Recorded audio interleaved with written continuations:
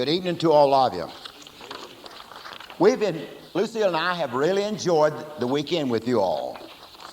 It's just a wonderful blessing to be with you all.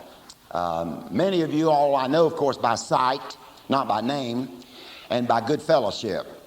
So we've really enjoyed it. I've gained 1.5 pounds, because I never seen such biscuits up here in my life, and gravy and sausage and bacon and eggs and chicken, fried chicken. We had about 2 tons for lunch. You know, I mean, not me, but we all had about 2 tons up there. It was just one. And thank you all for remembering us, or, you know, putting on a birthday party for us, or a meal. Of course, it wasn't for us. You all wanted to eat too. But thank you all anyway. That was gracious for you to do that, and we really appreciate it. Good to see Brother and Mrs. Birch. And of course, as you all know, he was such a faithful pastor here for, I've forgotten, 20-some, maybe bumping 30. I'm just guessing. 35 years. I think Joe Falls was down at New Haven for 40, I believe 40, and you were here 35. I knew it was a long time, Bernie, but good to see you all. And you all holding your own so well. Of course, we are too. I was 70 yesterday, and I know I don't look it, brother. And don't say anything about acting. Okay, we took the chart down because it will not actually help us that much tonight. And I want to get a jump on getting toward home, because we get up around 4 in the morning. Usually we get up at 3 and get down to school before, but we'll get up around 3:45 and get down to school maybe by 4:30 in the morning. So I want to get down 81 if I can find it, and then hit 77 going south. So it should be good traveling down the road tonight, won't it? It should be cool, and we took a nap this afternoon, so we should be faring pretty well going home. So we're going to take off as soon as we can get going after the service. We're to get home in a halfway decent hour. Okay, you all have the handout then. Friday night and last night, we were on Daniel 2 and 7. If you all can visualize the chart behind me here, as you saw it over the weekend, the big old Rambo man in chapter 2, and then the 4 animals in chapter 7, which is the same thing but under different symbolism. That was the times of the Gentiles, when some Gentile power will prevail over Israel. And of course, that ended when Christ came in to Jerusalem on Palm Sunday. Excuse me, I'm ahead of myself now. That ended when the Roman Empire dispersed Israel into all the countries of the world in 70 AD. Since 70, Israel has not been under any Gentile power as far as actually being over them.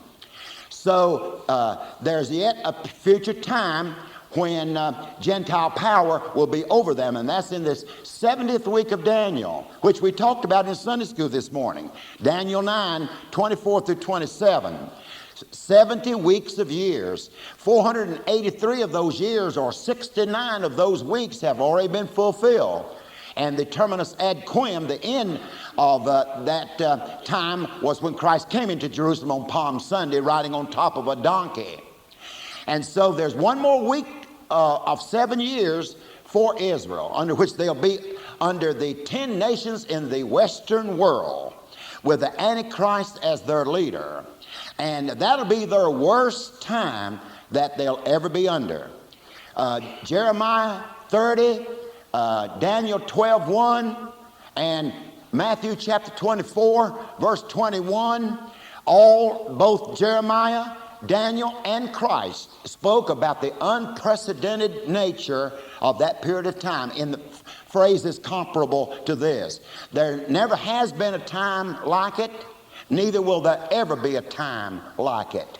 The 70th week of Daniel, or the tribulation period, if you all have your hand out there, will be the worst time that Israel will ever have, because they'll be under 10 nations of the Western world, as I said, with the most despotic leader that this world has ever known. is the Antichrist. Fidel Castro and Gaddafi and Saddam Hussein over on Euphrates River are insignificant as to how terrible the Antichrist will be. He will be unparalleled as far as fierce person, demon possessed, but yet highly cultured and very manipulative. And he can get things done. He'll be the epitome of educational and economic and cultural finesse. And he'll be over the 10 nations in the Western world. We don't know his name. Scriptures don't indicate his name. But he will make his biblical appearance as far as God's plan is concerned for him in the beginning of the tribulation period. He'll sign a peace treaty with Israel for 1 week. That's Daniel 9:27. But in the midst of the week, see, a week in Israel's economy back then was 7 years. So in the midst of the week, that's the 70th week of Daniel, he will cause their evening sacrifice to cease. Because Israel then will have their temple, a tribulational temple, which they don't have now. But they will have it, and it'll be operative in the first half of the tribulation period. We don't know when it's going to be built. Nobody knows except Van Impe as to when it's going to be built, because he knows everything. You can, if he's got an 800 number, call him and he'll tell you when the temple's going to be built. And of course, there are those that are advocating now, since Israel has 2 red heifers, that the coming of the Lord then must be near. Now, those 2 unblemished red heifers were raised by a man in, was it Alabama or Mississippi? I'm going to say Mississippi. And I understand have already been shipped over to Palestine. And there are prophetic teachers that teach then Christ's coming at the rapture must be near, because Israel, they have not as yet raised an unblemished red heifer. Because Numbers 19 indicates, 19 in verse 4, there can be no blemish in her. And so they found 2 in, I'm going to say Mississippi. And so there are prophetic teachers then that teach that the coming of the Lord then must be nigh, because they're going to have, being offering the red heifer, and they're going to have a sacrificial place on which to do that. So then the rapture must occur. Don't believe any of that stuff. I don't care if they had 500 red heifers. That does not mean anything biblically at all.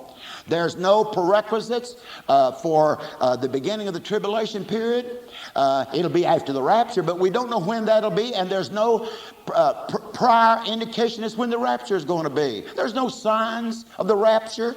They're just signs of the intensification of evil in the last days of the church, which we were on this morning when we talked about 3 things we can do in the light of this mess that we're nationally and internationally in. What were the 3 things we can do? Recognize the sovereignty of God in this. And because his plan called for things going down from gold, silver, brass, iron, and then iron with mud. How much lower can you get? We're going down. We're going down. I mean, in this way, in moral deterioration. And that's God's prophetic plan. Things are not going to get better until Christ comes back. And so, recognizing the sovereignty of God. What was the second thing we can do? We can pray corporate, private, and intercessory prayer. We can pray, or at least we could do that. We should do that, obviously. And then the third thing, we can witness, as Daniel witnessed to Nebuchadnezzar and his grandson Belshazzar. So, there's no signs as to when Christ's coming back, because things are just going to get increasingly worse and worse and worse. We don't know how long all this will go on. So there's no precursory indication of when the tribulation period is going to start. All we know is biblically it's going to be after the rapture of the church. See? So tonight, let's look now at another thing in Daniel that pertains to his people, Israel. Remember now, there's one more week of years yet to go, and that's the 70th week of Daniel. Otherwise, it's called the tribulation period in Matthew 24 and a couple other places. And so what will be beyond that 70th week, what will be another future thing for Israel? Well, they're going to be resurrected. And look on your handout, there are 2 resurrections in the Bible, and it's not our purpose to go into these 2 resurrections except to pretty much reserve the time we have left in relation to Daniel's people. As to their resurrection. But just to lay down some understanding here, there are 2 physical resurrections in the Bible. Then we'll get down to the bottom line point that we are making tonight. But there are 2 physical resurrections. Look at the handout. There's the first resurrection that encompasses all saved peoples that will ever die. They're in the first. Turn to here, just as background of understanding, turn to Rev 20. John speaks of 2 resurrections with an interval of 1,000 years between the 2. Revelation 20 and verse 4 at the end, these tribulational saints who did not receive the mark of the Antichrist, either in their hand or in their forehead, they will be they'll be martyred. Beheaded means to martyr. They'll be killed for their witness of Christ and for the Bible that they hold to, the Word of God that they will hold to, who had not worshiped the Antichrist. The beast there is that first, there are 2 beasts in the tribulation period. One is a civil beast, military civil beast. That's the Antichrist. He'll be over these 10 nations in the West. And the Western world will make a peace pact with Israel, as I said a while ago, for 7 years. He won't know anything about the 70th week of Daniel or the 70 weeks of Daniel and the 1 more week yet to go. He'll just say 7 years. He'll make a peace pact with Israel for 7 years. But as I said a while ago, he'll break it in the middle of the trib. And his image will go into their temple, which will desecrate their temple. Just like the Zerubbabel's temple was desecrated by Antiochus Epiphanes IV in the intertestamental period. When he invaded Israel, he had Saul's blood strode around on the confines of the interior of the Solomonic temple that was rebuilt, which was Zerubbabel's temple, which desecrated the temple for 3.5 years till December the 25th, 165 BC, when it was cleansed by Judas Maccabeus in his revolt against that regime at that time. But Israel will have another temple in the tribulation period, and it will be desecrated by a statue of the Antichrist, which will be a spitting image of him. It'll be a statue made out of material of some sort. And it'll be an exact replica of him in physical looks and height and general physique aspects of his body. And it will fool people, and that will cause them to stop offering sacrifices. Those who refuse his mark in their hand or in their forehead and who will not worship him, if he can do it, he'll have them killed. John sees them here as having been killed because they refused the Antichrist to worship him. And yet John says they're going to live. They were killed, beheaded, yet they're going to live and reign with Christ for the millennial kingdom. See, Revelation 20 is the millennial reign of our Savior. Right after the second coming is the millennium. Millennium is a Latin word. You won't find it in our English Bibles. It's because it's a Latin word. It was an English word coming from 2 Latin words. Millennium is the English word coming from mille, M-I-L-L-E, and annum, A-N-N-U-M, millennium. Mille is 1,000 and annum years. So 1,000 years. In English it's millennium. And Revelation 20 is the millennial chapter. 6 times the Greek word kilia ekte, which is the Greek word for 1,000 years. Kilia is C-H-L-I-A, ekte, E-T-E with a dash over the E. Let you know it's another Greek letter, not an English E. Kiliete used 6 times, 1,000 years. And the reign of Christ will be for 1,000 years upon this earth. His headquarters will be at Jerusalem, which is the throne of the Lord. Jeremiah 3 verse 17. And which was David's throne at Jerusalem, because he reigned 33 years there. And so chapter 20 is the millennial chapter. And these tribulational saints who refuse the Antichrist, John sees them as living and reigning with Christ for 1,000 years. But now look at verse 5. You see the contrastive but the rest of the dead, they're not going to live again until the end of the millennium, until the 1,000 years are up. And if you see them at the great white throne judgment in 11 through 15. And on the chart you can see GWT, Great White Throne. That's at the end of the millennium, and that's the second resurrection, where all unsaved dead will be resurrected at the end of the millennium. No unsaved person has ever or will ever be resurrected until the end of the millennial kingdom. Not one. See? But saved peoples will be resurrected at different times. But all unsaved dead, they come out at one time. We'll look at that. We'll get back into Daniel to our point and our message actually tonight.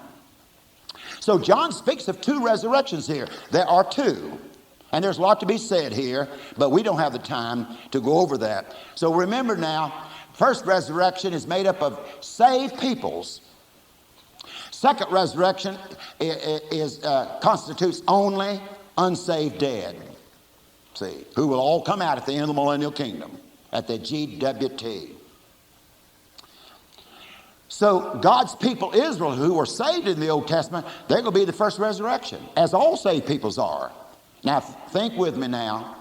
This is not a catchy question, if you'll think. All saved peoples will be resurrected. False. We might not even be resurrected. It's only the dead can be resurrected. There'll be people that won't die. We who are alive and remain at the rapture shall be caught up together with them in clouds to meet the Lord in the air. So shall we ever be with the Lord. It's possible if Christ came tomorrow or tonight or whenever, if we're still living, we won't die. We who are alive, we won't die. See, the living person will be changed instantaneously or in a moment, the twinkling of an eye, 1 Corinthians 15:51, into their glorified body. This natural body will change in a split second, as it were, into a glorified body. This body will be, in other words, I'll have this body forever. Blonde hair, but praise the Lord, hair. That wind this morning tore my 3 all to pieces, But I'll have blonde hair, blue eyes, 5'10 and a half, 165 pounds rather than 196. And add another 1.5 pounds today. See? Because there won't be abnormalities in the glorified body. There won't be excess weight. There'll be people that are heavily constructed, of course, obviously. And there'll be thin people. And people that are more heavily structured, but there won't be abnormalities, like abnormal fat. A lot of things about the resurrected body that will be a blessing to go into. No wrinkles, no Advil or Olive or anything like that in the glorified body. Wonderful. Well, Daniel's people that are saved, they're in the first resurrection. Now let's go back to Daniel and look at that. Daniel. When will Daniel be resurrected? Well, let's go to chapter 12 and note resurrection in relation to God's plan. Daniel 12 is resurrection of Israel in relation to God's plan for them. When is the resurrection structured for them in the plan? Well, look at chapter 12 and verse 1. And at that time, now what time is that? At that time, Michael shall stand up. He's the guardian angel over the nation of Israel. Back in chapter 10, go back there for a moment. If you don't believe he's a warring angel, go back to chapter 10. there are two angels mentioned in Daniel. One of them's Michael and the other one is Gabriel. And Gabriel is trying to get down to Daniel to give him some understanding. And he's the man referred to, he's the angel referred to in verse 11. He said to me, O Daniel, a man greatly beloved, understand the words that I speak to thee, and stand upright, for unto thee am I now sent. And when he had spoke of this word unto me, I stood trembling. Then he said to me, fear not, Daniel, for from the first day that thou didst set thine heart to understand and to chasten thyself before thy God, thy words were heard, that is in heaven, and I am come for thy words. But there was a demon over Saddam Hussein's country. There was a prince of the kingdom of Persia that withstood me for 21 days. But Michael, one of the chief princes, came to help me. So a wicked demon withheld Gabriel from coming on down to the Euphrates area to give Daniel understanding. But Michael, the Marine, intercepted that demonic MiG, that Russian MiG that he was in, and squeezed off a couple rounds into the fuselage of that Russian MiG, that Persian MiG. And so that demon went off into the Persian Gulf. I could even see it on video. And Gabriel then came on down and spoke with Daniel because Michael intercepted. And I don't know if he's in F-104 or F-16. I've forgotten now which one it was. But he's a warring angel. He's a guardian angel. He's a Marine. And he's over Israel, chapter 12. And he was going to stand up for the nation of Israel. When they get in their worst trouble, it'll be at that time. What time now? 12:1. Well, look at 1140. 1140. And at the time of the end, the king of the south, that is the Arabic bloc, shall push up at him. Him is the Antichrist. He's the willful king in verse 36. The king will do according to his will. That's the Antichrist. He's called the willful king. See, in Daniel chapter 7 and verse 9, he's called the little horn. In chapter 11 verse 36, he's called the willful king. In 1 John chapter 2:18, 2:22, 4:6, and 2 John verse 7, he's called the Antichrist. Or the word Antichrist in those passages are used several times of the eschatological or the end time Antichrist. There are many Antichrists now. All cultic leaders are Antichrists. The head of the Mormon church is an Antichrist. That is, again, anti means against, and Christ, of course, means Christ. So the leader of all cultic groups are Antichrists. Mormons, JWs, and Oriental mystery religions, their leaders are Antichrists because they're against Christ. You know, that's not saying something bad. That's true. They're Antichrists. And we don't follow an Antichrist. And, of course, we won't even be here when the Antichrist comes. But here, the Antichrist who will be over these 10 nations, the king of the south, the Arabic, Egypt, and the Arafat's people, that dirty towel thing, you ought to send that towel to Cleaner World. He even smells on TV. If we get to see him, if we go over to Israel in the last of February, I'm going to tell him, have you ever heard of Cleaner World, man? I'm being facetious. I wouldn't dare speak to him. He wouldn't understand me anyway. But I believe he does stink. Because, I mean, you could smell it. But the king of the south will push up at him. The king of the north is going to come down at him. See, directions of the Bible are commensurate with the land of Palestine. And in the end time, the last half of the tribulation period, there will be 4 confederacies of nations that will converge into the land of Palestine. See, the Antichrist of the 10 nations of the West have made a peace treaty with Israel, as I said, for 7 years. But in the middle of the 7 years, they'll break that covenant. And they'll move their troops into the land of Palestine. And this will trigger off other confederacies of nations, like the king of the south push up at him. The king of the north will come down at him. And then he hears rumblings from over across the Euphrates. The kings of the east coming over. Probably Red China and those with her. And yet we're giving her, I hope we don't give her everything we have. Time he and his wife gets back. They're in California now, you know.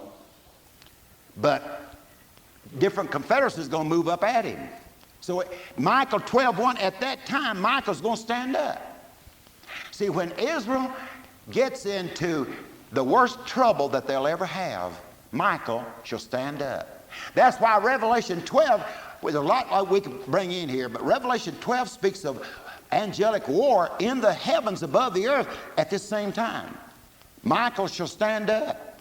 And Revelation 12 says Michael and his angels will fight against the devil and his angels at the middle of the tribulation period, which this verse refers to.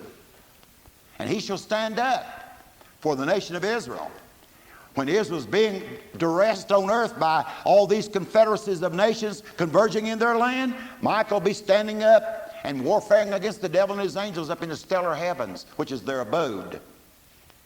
And note verse 1. He shall stand stand up for the children of thy people, and there shall be a time of trouble such as never was. See, here's the unparalleled description of the last half of the trib that Daniel speaks of. Jeremiah 30 verse 7 speaks of the same thing. And Matthew 24 verse 21, as I said a while ago, speaks of the unparalleled nature of this. It's a time of trouble such as never was since there was a nation, even to that same time. And at that time, thy people shall be delivered. Everyone that's written in the book of life. Those are saved now. And verse 2 speaks of their resurrection. And many of them that sleep in the dust of the earth shall awake, some to everlasting life. And the middle of verse 2 in the Hebrew text, the last part gives the idea, and the rest of the sleepers unto shame. The rest of the sleepers. See, some are coming out first, and then the rest of the sleepers, that's the unsaved, will be later, because there are two resurrections, as I mentioned a while ago. So 2A would be Israel that is saved. They're going to be coming out after the time of tribulation period, because verse 1 is the tribulation period, time of trouble such as never was since the beginning of the world. And then many of them that sleep in the dust of the earth shall awake, some to everlasting life, and the rest of the sleepers unto shame and everlasting contempt. The unsaved are not going to be resurrected at the second coming. So if you look on your chart, if you'll note Arabic 3 down below, Old Testament saints, I believe, will be resurrected at the second coming. Look where 3 is at the era coming down at the end of the trib. Now this is debated, this is disputed, and some do not hold to this. And if any of you do hold that Old Testament saints will be resurrected with us at the rapture, that is permissible, but it is not the best position to hold. It used to be very popular back in the 20s, 30s, and the beginning of the 40s. But by the time of 1950s on, that position has waned. It's lost out. And academically, it is not advocated by anybody that I know in any seminary that we would go to. That position has been changed, even though I wouldn't criticize or rebuke a person that would still hold it. But take my word, it is far better to hold that Old Testament saints will be resurrected at the second coming of Christ, at the end of the trib. Saints now, not unsaved people. Cain, as an unsaved person back in the Old Testament, he's going to be resurrected at the end of the millennium. Great white throne, as I said a while ago. Second resurrection is for all unsaved. See? But Old Testament saints, I take it, will be resurrected at the second coming. Now, there is some precedence for that now. Here in Daniel and in Jeremiah, which we'll turn to in a moment. But I tell you, let's go to Jeremiah 30 first, and then we'll come back to Daniel and we'll end. Jeremiah 30. There is a chronology set up here in Jeremiah 30, verse 7. What is there, Jeremiah 37? The tribulation period. Here he calls it Jacob's trouble. Daniel 12:1 called it the time of trouble. Jeremiah calls it Jacob's trouble, because Jacob was the father of the tribal Israel. Alas, that day is great. There's none like it. It is even the time of Jacob's trouble. But he, that is Jacob's people, Israel, shall be delivered out of that time of trouble. Now, he mentions David. He's going to be resurrected and be their king prince during the millennial kingdom. When will he be resurrected in this context? Verse 7 is the tribulation period. Look on your handout. Verse 7 is the tribulation period. Look at David's resurrection. Verse 9, but they shall serve Jehovah, the Lord their God, and David their king, whom I will resurrect, whom I will raise up. Now, when is his resurrection spoken of in the context? After Jacob's trouble. After Jacob's trouble. Verse 7 is Jacob's trouble. But you'll note, he will be delivered out of it. And as far as resurrection, David is going to be raised up to them after a time of trouble, which is Jacob's trouble. That's a good indication as to Old Testament saints coming out of the graves after the time of trouble is over. Well, you all know Job 19 verse 25, don't you? I know that my Redeemer liveth, and that he shall stand in the latter days upon the earth.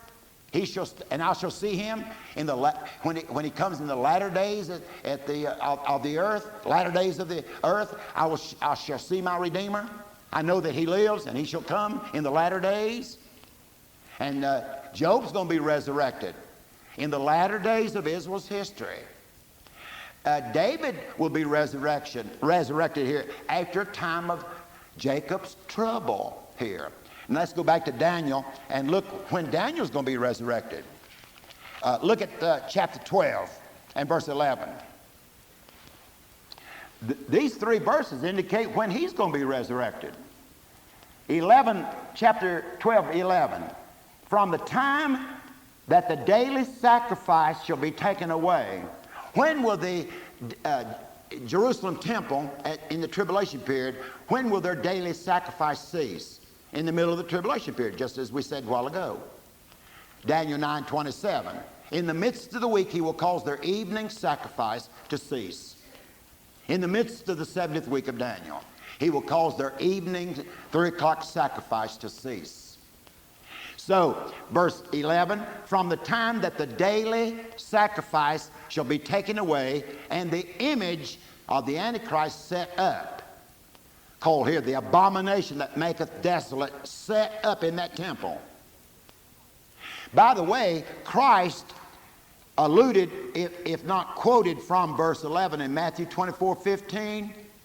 Hold your place here in Daniel 12:11 and go to not Matt Dillon now, Matt 24:15. 24:15. Christ utilized that verse. What did he say? 24:15. See, chapter 24 is the tribulation period. You know, it's given, as I mentioned a while ago, the Greek word for tribulation is used 3 times in Matthew 24. Keep the church out of 24, because the church is not in the tribulation. The 3 times that the Greek word tribulation is used is in verse 9. Then shall they deliver you up to be afflicted. That's the same word as verse 21. For then, verse 21, there shall be great tribulation. Thalipsis. Thalipsis is the Greek word tribulation. Then the 3rd time it's used is in verse 29. Immediately after the tribulation of those days, verse 30, then Christ will come. Christ will come at the end of the tribulation period. So look at 24:15. Christ was alluding to Daniel chapter 12, verse 11. Look at verse 15. When you all see the image of the Antichrist, the abomination of desolation, spoken of by Daniel 12:11, standing in the holy place, that's their temple, which they will then have. Whosoever reads about it, let him understand, and then head them up and move them out. It's not rawhide, but they're going to have to get out of that Jerusalem and move. Get away from, don't even flee to the mountains. You who are on the housetop, don't even come down and take any clothes out of your house. Those in the field, don't come back. Woe to those that are with child and those that nurse in those days. For then there shall be tribulation the great, such as this world has never seen. That's the last half. Christ was quoting from Daniel 12:11. Let's go back there as we close out. From the time that the daily sacrifice shall be taken away and the image of the Antichrist set up, there shall be how many days? 1,290. How many days in the last half of the tribulation period? How many days in the last half of the trib? Using the Jewish calendar, which we spoke of rather than the Gregorian calendar, which has leap years in it. The Jewish calendar doesn't have leap years. They only have 360 days in a year. We have leap years, so we have more than 360 at times. But using, and chronology in the Bible is Jewish. The flood, the chronology of the flood is based on 30 days a month, 360 days a year. Look at Genesis chapter 7 and 8. It's built upon a Jewish calendar. And Revelation is built upon Jewish calendar. I'll just read Revelation chapter 11. The court outside the temple, don't measure John, because it's given unto the Gentiles, and the holy city of Jerusalem shall be trodden underfoot for 42 months. Now, 30 days in a month, now that's Jewish calendar. 42 months would be how many days? 30 days in a month. 42 months is 1,260 days. And over in Revelation chapter 12 and verse 6, they shall feed her there where she flees 1,260 days. That's the last half of the trib. Last half of the trib is from the time that the image of the Antichrist goes into their temple at Jerusalem until the end of the trib is 1,260 days. But now look at Daniel chapter 12 and verse 11. He said there's going to be 1,230 more days beyond the end of the trib. From the middle of the week, from the middle of the trib, from the time that the image of the Antichrist goes into their temple to the end of the trib is 1,260. Daniel says 1,290. 30 days more from the end of the trib. And then he adds 45 more days. Blessed is he that keeps on waiting and cometh to the 1,335 days. That's 45 more than the 30. That's 75 days from the end of the trib to the beginning of the millennium. A 75-day interval between the end of the trib and the utopia, the millennium. When is Daniel be resurrected then? In this interval. After the tribulation period is over and before the millennium.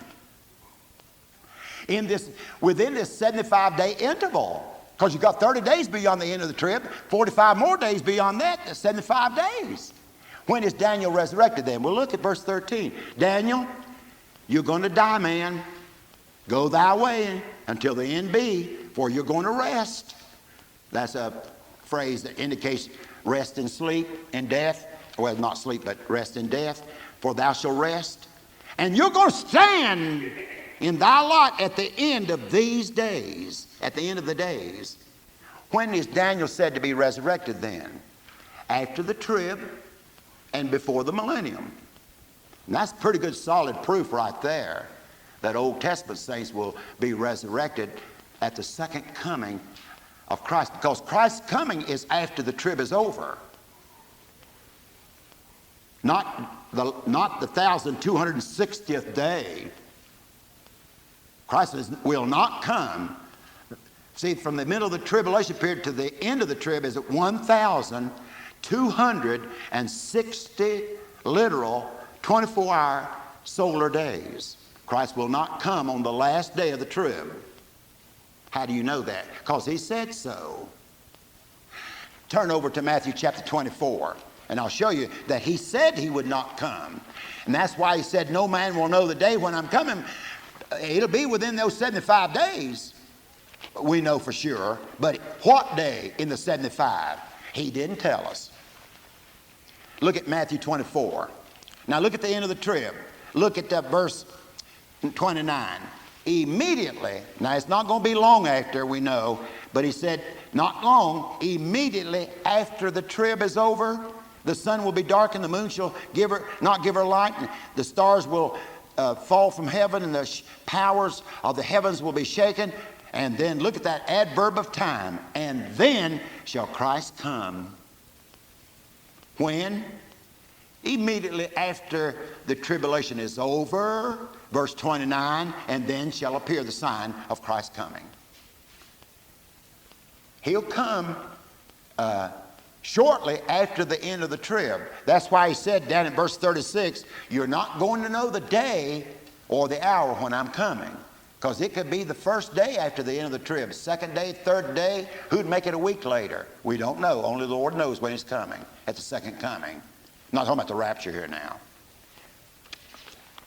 The rapture, the air going up, there's no indication when he's coming. Second coming, there's some indications. People will know that the second coming will be soon after 1,260 days from the middle of the trib, when the image goes into their temple, which they'll see on TV. People that know the Word will know that Christ's coming is at least 1,260 plus whatever days after that. Because the middle of the trib on to the end of the trib, middle of the trib to the end is 1,260 days. Well, see, Christ is going to come after the end of the trib, but you're not going to know the day when I'm coming. Daniel is said to be resurrected then at the end of these days, in these 75-day interval between the end of the trib and the beginning of the millennium. We don't know when he'll be. Old Testament saints, it'll be in that interval there. That's a pretty good basis. But that's a big story on the resurrection. On the back, I'll just say this as we close.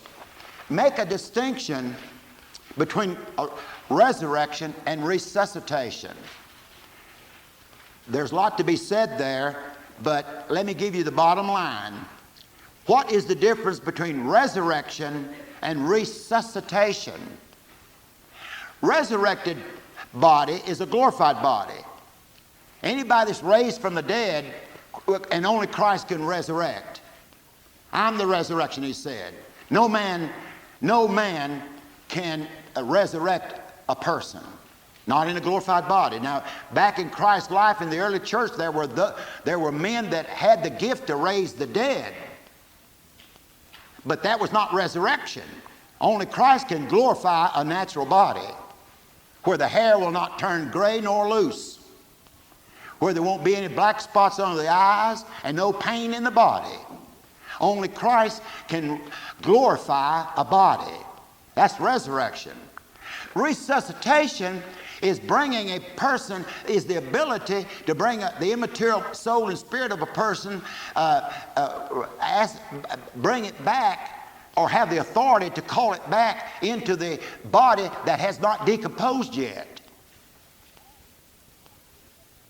Christ resuscitated 3 people. You'll note on your chart there, Elijah resuscitated a boy that had died. About a day later, if you read your text, about a day later, he resuscitated a young boy that had died. His successor, Elisha, did the same thing.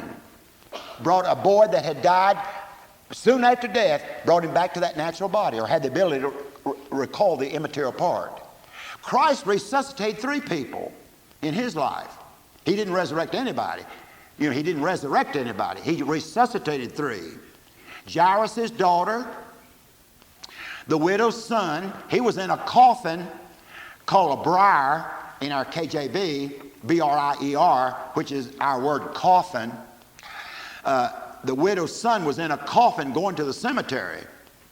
And Christ resuscitated that boy out of that coffin. His immaterial part came into that coffin, and the boy raised up in the coffin. But Christ resuscitated that boy out of that coffin. His natural body had not decomposed. The most notable example, of course, is Lazarus, who had been dead how many days? 4. And Christ brought his immaterial part back into his natural body. That's resuscitation. Peter resurrected a seamstress who had made dresses for the ladies at Jerusalem, Tabitha. Paul resurrected a boy that fell off the 3rd balcony because Paul was preaching to midnight. If I don't stop, we're going to go that long. And he fell off the 3rd balcony and almost hit the organ and killed himself. And Paul prostrated himself over the body and raised him back to life again. That's resuscitation. So there's a difference between resurrection and resuscitation. A resurrected person is glorified. It has a glorified body, cannot die again. A resuscitated person can die again. Lazarus died twice. He died. All these died again. All these died again. Nobody can die 3 times. Some people have died twice. Some people won't even die once. It's just appointed unto man once to die. We might not meet that appointment. We who are alive. So you all think it's Sunday night, isn't it? May the Lord bless you all and use you in the church here or your churches wherever from where you come to be a real blessing to people. And we'll be remembering you all in prayer. Remember us in prayer. We're having a good semester at Piedmont, a real good semester. We're really enjoying it. Pray for us. May the Lord bless you all. It's a privilege to be with you, and thank you so much for what you all have done.